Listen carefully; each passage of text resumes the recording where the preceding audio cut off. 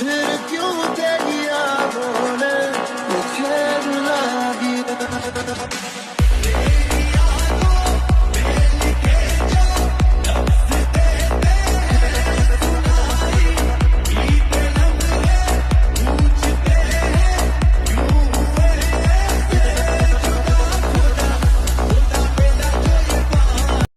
এই জিমি, তুই তো লেট করিস কেন? হ্যাঁ, তোকে সে কখন দেখেছি কলেজে যাওয়ার জন্য।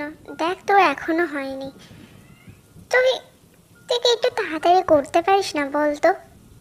এমন করিস কেন বান্ধবী? তুই তো জানিস আমি একটু সাজুগুজু করতে পছন্দ করি। তোর দোষ আছে, তুই আমাকে কেন সকাল সকাল ডেকে দিসনি? ওই জন্য তো দেরিটা হয়ে গেল। দেখ, আমার হয়ে গিয়েছে, চল এবারে বের হই। এই দুজন হলো তে আর জিমিন, আমাদের গল্পের দুই নায়িকা। দুজনেরই মা বাবা বলতে কেউ নেই। তে ছোটবেলায় তার মা বাবাকে হারিয়েছে, আর জিমিনেরও একই অবস্থা।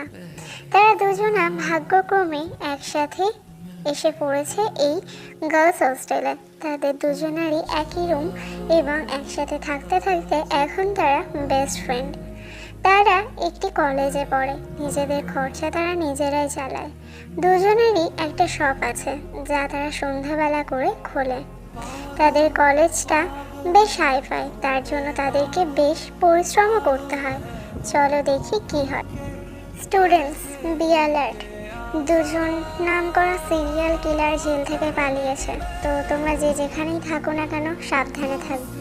হুম, এইতে এবার আমাদের কি হবে? আমাদেরকে কি বাঁচাবে রে? আমরা তো মরে গেলে কেউ দেখবেও না রে। জিমিন, রিল্যাক্স, কিছু হবে না। শুধু ঘরের দরজা লক করে রাখবে আর জানলা দরজা লক করে রাখবে, বুঝেছো? আর যা প্রয়োজনীয় জিনিসপত্র যাওয়ার আগে কিনে নিয়ে যাবে। আর আজকের মতন তোমাদের ক্লাস এখানেই শেষ, আর ক্লাস নেই কোনো। শোন না জিমিন, আমার না অনেক ভয় করছে। এক কাজ করি, এখন তো দিনের ভাগ আছে, আমরা কালকেও কলেজ আসবো না। চল আমাদের প্রয়োজনীয় জিনিসপত্র কিনে বাড়ি চলে যায়।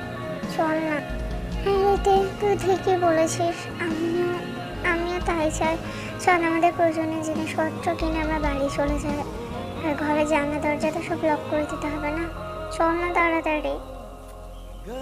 আর জিমিন যে ভালোই ভয় পেয়েছে তা আমরা ওদের কথা শুনে বেশ বুঝতে পারছি।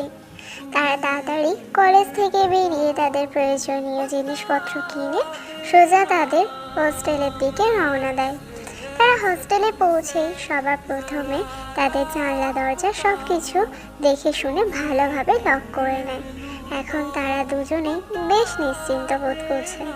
দুজনে কিছু খাওয়া দাওয়া করে ফ্রেশ হয়ে এসে ঘুমিয়ে পড়ে। ঠিক বিকালের দিকে তাদের দরজায় যেন কেউ নক করে। তখন জিমিন, দেখ আমাদেরকে মারতে চলে এসছে। যে আমি যাব না, তুই যাস না তে প্লিজ। ওরা আমাদেরকে মেরে দেবে। আর কাউকে পেরো না, আমাদেরকে মারতে চলে আসলো। আমি বাবা যাচ্ছি না, তুই গেলে যা। না না না, তোকেও যেতে হবে না, তুই থাক। আরে পাগলি, হোস্টেলের কেউ তো হতে পারে, যদি কোনো দরকার থাকে। তারপরে তো আমাদেরকেই বকা খেতে হবে না খুললে। দাঁড়া, আমি গিয়ে দেখি, তোকে দেখতে হবে না, তুই বস। তো ভয় পায় না এই মেয়েটা। তে উঠে যায় দরজাটা খোলার জন্য। জিমিন বারণ করলেও তে কোনো কথা শুনে না। তে জানে এটা তো হোস্টেল, এখানে কি আর কোনো সিরিয়াল কিলার আসতে পারবে নাকি? কারণ তাদের হোস্টেলে যথেষ্ট গার্ড আছে। হ্যাঁ, একটাই ভয় যে জানলা দিয়ে ঢোকার, কিন্তু তারা সেই ব্যবস্থা রাখেনি। তারা জানলা দরজা সবই লক করে দিয়েছে। তারপর তে গিয়ে দরজা খুলে দেখ। তে, জিমিন, তোমরা ঠিক আছো? তোমাদেরকে দেখতেই আমি এসেছিলাম। কোনো প্রবলেম হলে জানিও। আপাতত আমরা সেফ আছি, ওকে? ও ম্যাম, আপনি? দেখ জিমিন ম্যাম এসছে আমাদের খোঁজ নিতে, আর তুই বারণ করছিলিস দরজা খুলতে। আসলে ম্যাম, জিমিন না খুব ভয় পাচ্ছে, আপনি একটু ওকে বোঝান না। আর আমরা ঠিক আছি, শুধু ও একটু বেশি ভয় পাচ্ছে। আপনি যদি ওর সাথে একটু কথা বলতে ভালো হতো খুবই। জিমিন, ডোন্ট ওয়ারি, কিছু হবে না। দেখো আমরা সবাই আছি এখানে, ভয় পেও না। কোনো প্রবলেম হলে ল্যান্ডলাইন তো আছে, কল করবে, আমরা চলে আসবো, ওকে? আর তোমরা দরজাটা লক করেই থেকো, ওকে? জিসু এই হস্টেলের প্রত্যেকে দেখাশোনা করে, তাই তাকে তারা সবাই ম্যাম বলে ডাকে। এদিকে জিসু চলে যাওয়ার পর তে জিমিনকে সান্ত্বনা দিতে দিতেই দরজা লক করছিল। ঠিক তখনই আবারও কেউ দরজায় নক করে। এবার জিমিন একটু বেশি ঘাবড়ে তেকে দরজাটা খুলতে বারণ করে। তে তখন বলে যদি আবার জিসু ম্যাম হয় তখন কি হবে, কিন্তু তে দরজা খুলতেই অবাক হয়ে গেল।